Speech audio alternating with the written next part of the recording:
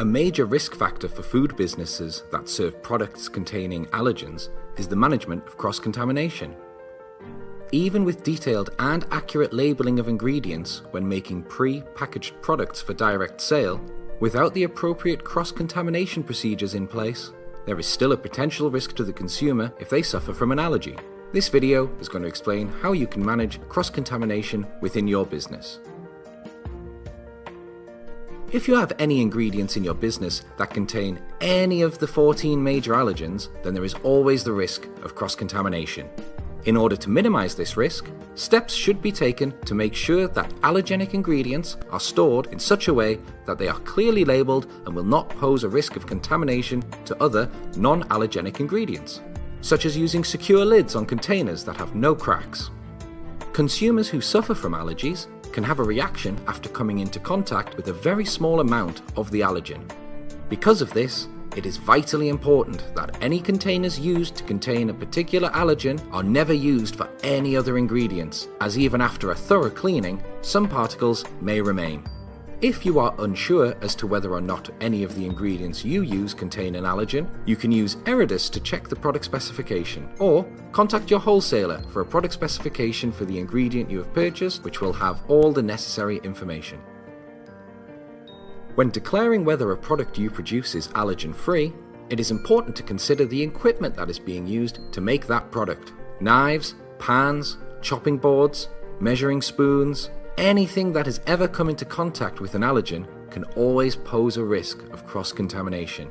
Even if the equipment hasn't been in contact with allergens, it is important to note the proximity to allergenic ingredients, because airborne contamination can occur from substances like nut dust or milk powder in the air.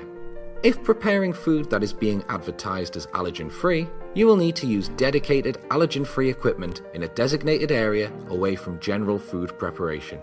Dedicated allergen-free equipment needs to be stored and cleaned separately from the rest of your kitchen equipment to avoid contact with equipment that may have allergen particles on them. You should also have dedicated cleaning materials like sponges and towels that are only used for the allergen-free equipment so that there is no transfer of allergens when cleaning and drying. It's quite common now to see the addition of a purple chopping board to the other color-coded ones for use in the preparation of nut-free or allergen-free food. If your preparation area doesn't allow for a separate station for allergen-free food preparation, then a declaration will need to be made on the menu for made-to-order items or on the label for pre-packaged items that the product may contain any of the allergens that are used in your food preparation area, even if they are not present in the finished product. So, we've discussed the importance of procedures to prevent cross-contamination, and while these procedures are vital to cross-contamination management, these procedures are nothing without well-educated employees on the front lines implementing them. Understanding and awareness of cross-contamination management procedures for all employees who prepare and serve food in your establishment is of paramount importance. Not just the procedures themselves, but also the reason behind them, so that they are aware of the importance of cross-contamination management for the consumer. You should definitely spend time training your employees in these areas and also offer refresher sessions periodically to maintain knowledge levels, as well as give opportunities to revise current procedures based on feedback from your employees and any potential changes to legislation in the future. This training is just as important for front of house employees as well as kitchen employees, so that your customers can be correctly advised whether or not a menu item is suitable for them.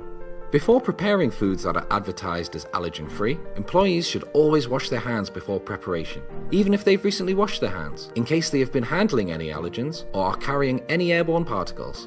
You could also consider the use of disposable nitrile gloves when preparing allergen-free products, in order to add a protective barrier between the employee preparing the food and the food that they are preparing. If you do implement the use of nitrile gloves, be sure to educate employees on the importance of regularly changing them to keep them contaminant-free and maintain the protective barrier. Ensuring that your staff regularly clean the workstations and equipment in the preparation area will go a long way to reducing the risk of cross-contamination when preparing food. And there you go, managing cross-contamination in your food business is all about common sense, awareness, and forward planning.